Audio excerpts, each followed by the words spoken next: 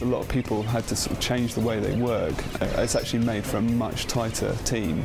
Sort of art and design sort of being as one, opposed to design going away, doing their thing, art going away and doing their thing, and then sort of clashing in the middle. It's a real organic process. I don't think you can really sit down and go, oh yeah, we're going to do this, we'll do that, and we'll do that, because it's not just about sites, it's combining those two.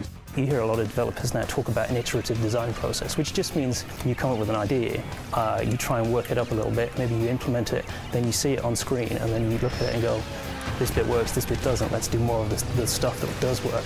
We want to come up with environments that would offer up the best opportunities for destruction. We chose our environments so that they could support a lot of great power play moments.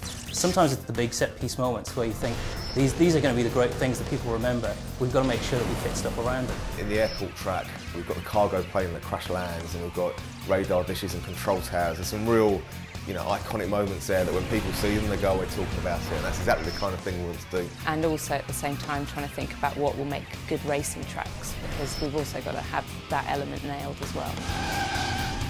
Because we're spending so much budget on the effects, we've got a couple of really, really cool techniques that we're using. A lot of games tend to bake all their lighting into the textures for the smoke and things like that. But all our particles are actually being dynamically lit. In addition to that, we've got volumetric smoke in the game. Players' car and their AI cars can actually move out of the way, which is a really, really cool looking effect. But it's also really good from a gameplay perspective, because you can fill a whole warehouse or tunnel with smoke. The player can't see where they're going, but if the AI cars are in front of them, they can part it out of the way, and suddenly you've got a whole new dynamic going on.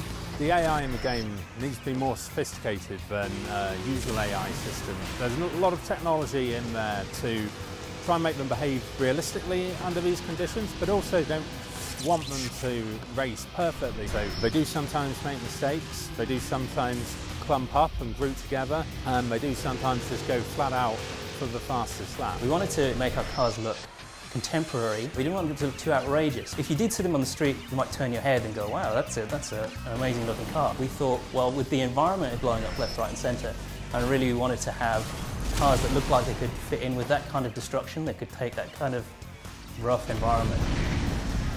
We made some conscious decisions to remove the HUD from the corners of the screen, just so we could maximise all the effects that are happening on the screen.